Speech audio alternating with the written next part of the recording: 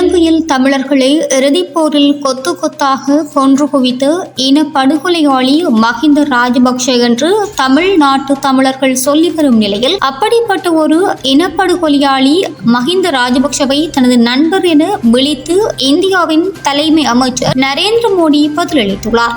நேற்றைய தினம் இந்திய மக்களவை நாடாளுமன்ற தேர்தல் முடிவுகள் வெளியாகின. அதில் 3வது முறையாகவும் நரேந்திர மோடி வெற்றி பெற்றுள்ளார். இதனை அடுத்து நேற்று இரவு இலங்கையின் அரச தலைவர் ரணில், மஹிந்த, சஜித் என பலரும் எக்ஸ் தளத்தில் மோடிக்கு தமது வாழ்த்துக்களை தெரிவித்தனர். இவ்வாறாக இந்தியாவில் பாரத ஜனதா கட்சியின் வெற்றியை தொடர்ந்து 3வது முறையாக ஆட்சியை பிடிக்கும் எனது நண்பர் நரேந்திர மோடிக்கு எனது மனமார்ந்த வாழ்த்துக்கள்.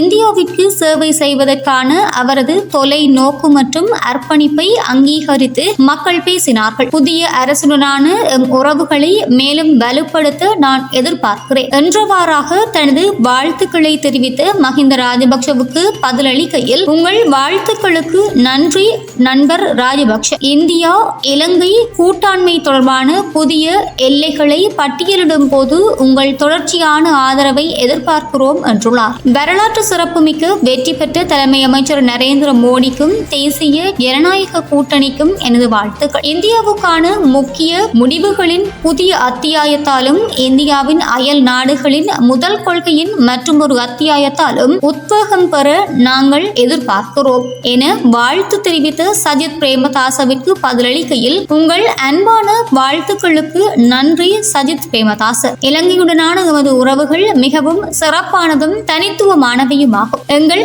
அயல் நாடுகளின் முதல் கொள்கைக்கிணங்க எங்கள் பிரிக்க முடியாத பிணைப்புகளை மேலும் வலுப்படுத்த நாங்கள் உறுதியெடுத்துள்ளோம் என்றுள்ளார். அத்துடன் பாரதிய ஜனதா கட்சி தலைமையிலான தேசிய ஜனநாயக கூட்டணி வெற்றி பெற்றதற்கு எனது அன்பான வாழ்த்துக்களை தெரிவித்துக் கொள்கின்றேன். இந்த வெற்றியானது தலைமை அமைச்சர் நரேந்திர மோடியின் தலைமையில் இந்தியாவின் முன்னேற்றம் மற்றும் செழிப்பில் மக்கள் கொண்டுள்ள நம்பிக்கையை நிரூபிக்கின்றது. இந்தியாவிற்கு மிகவும் நெருங்கிய அயல்நாடான இலங்கை இந்தியாவுடனான கூட்டுறவை மேலும் வலுப்படுத்த எதிர்பார்த்துள்ளது என தனது வாழ்த்துக்களை தெரிவித்த அரசு தலைவர் ரணில் விக்ரமசிங்கவிற்கு பதிலளிக்கையில், நன்றி ரணில் விக்ரமசிங்க.